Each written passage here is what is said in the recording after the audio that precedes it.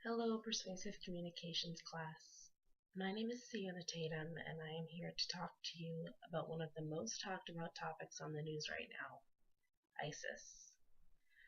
I do have some expertise in this subject area, as I have studied the Middle East and Islam pretty extensively due to some items of a personal nature that happened in my life a couple of years ago.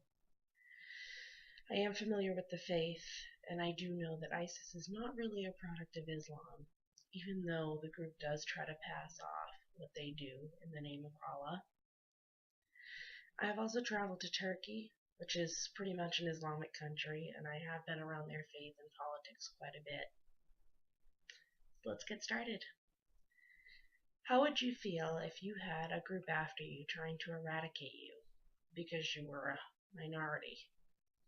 How would you feel if you couldn't go to sleep at night without wondering if you would wake up in the morning? How would you feel if you knew that your children were being indoctrinated at school and taught how to be vicious killers? These are problems that the people of Iraq and Syria are having to face every day due to the jihadist terror group, the Islamic State of Iraq and Syria, otherwise known as ISIS or ISIL, which is led by Abu Bakr al-Baghdadi. The title of my speech is What Everyone Needs to Know About ISIS, and essentially I will just be giving you an overview of what you should know about this terrorist group and why they pose a threat to us on many different levels.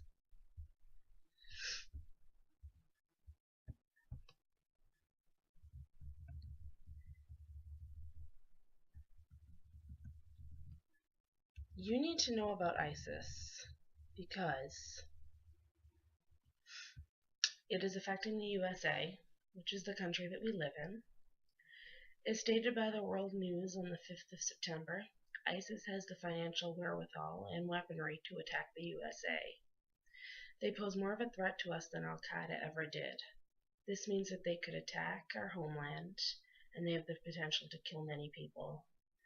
They could recreate an event like 9/11 very easily. In his September 5th address, Barack Obama stated, ISIL poses a threat to the people of Iraq and Syria and the broader Middle East, including American citizens, personnel, and facilities. If left unchecked, these terrorists could pose a growing threat beyond that region, including to the United States. While we have not yet detected specific plotting against our homeland, ISIL leaders have threatened America and our allies. Our intelligence community believes that thousands of foreigners, including Europeans and some Americans, have joined them in Syria and Iraq. Trained and battle-hardened, these fighters could return to their home countries and carry out deadly attacks. Essentially, there are Americans that have gone over to Iraq and Syria and trained with ISIS and now have come back, and they're more than ready to actually attack us here. You also need to know about ISIS because it's affecting our future and the futures of our children. On September 10th, Barack Obama gave another address stating that he was sending troops over to Iraq to try to combat ISIS. This will not only affect our country, but our youth. Our soldiers having to go into Iraq and Syria will affect family dynamics here. Many children will lose loved ones due to troops that are overseas fighting this terrorist group. A terrorist group that probably never would have formed if we had not released their leader from our concentration camp back in 2009. In Obama's address, he stated, "We will increase our support to forces fighting these terrorists on the ground." In June, I deployed several hundred American service members to Iraq to assess how we can best support Iraqi security forces. Now that those teams have completed their work and Iraq has formed a government, we will send an additional 475 service members to Iraq. As I have said before, these American forces will not have a combat mission. We will not get dragged into another ground war in Iraq, but they are needed to support Iraqi and Kurdish forces with training, intelligence, and equipment. I personally find it hard to believe that they will not be getting involved in the fighting and that they will just be on the sidelines, but that's just a personal opinion. You also need to know about ISIS because it's affecting the world on a global level. According to Lindsay Bald, ISIS is affecting our world by indoctrinating our youth and causing problems for the people in the Middle East. Jihad schools are being run by ISIS and teaching ways of torture, how to behead, and how to make bombs to school-aged children. This is causing more and more uprisings in that part of the country. So, now that we have gone over the why you need to know about ISIS, let's go over the what you need to know. According to Peter Shurlow, ISIS is known as the Islamic State in Iraq and Syria. It is a jihadist terror group that is taking over cities in the Middle East. ISIS has been attacking the USA by beheading our journalists, including Jim Foley and Stephen Sotloff.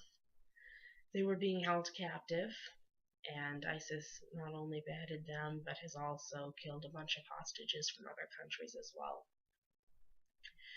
According to BBC News, ISIS is capturing and killing ethnic and religious minorities, including our journalists and other U.S. citizens they have hostage, in order to strengthen themselves and to gain more power.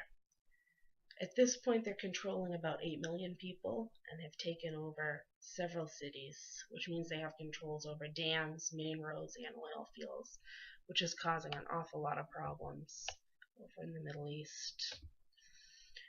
According to Alistair Crook, ISIS has been formulating for many years. They didn't just emerge overnight.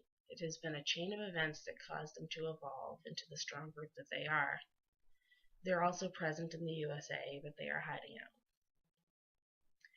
The jihadist terror group ISIS poses a big threat to our country, our children's future, and the globe's dynamics.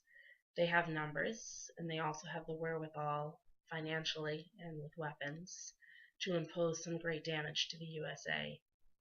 If ISIS is not defeated, while contained mostly to the Middle East, they will continue to take over countries, and I believe that if they do, their numbers will skyrocket. Eventually, this will mean that we have to send more backup to try to combat them, and we will find ourselves in another war. In order to defeat ISIS, I think our leadership needs to be strong, and not to release criminals, such as the leader of ISIS, from captivity when we have them. To protect our country, our youth, and our world, we need to learn to combat problems before they arise, and not wait for them to become strong like ISIS has before we're willing to stand up and do something about it. Thank you.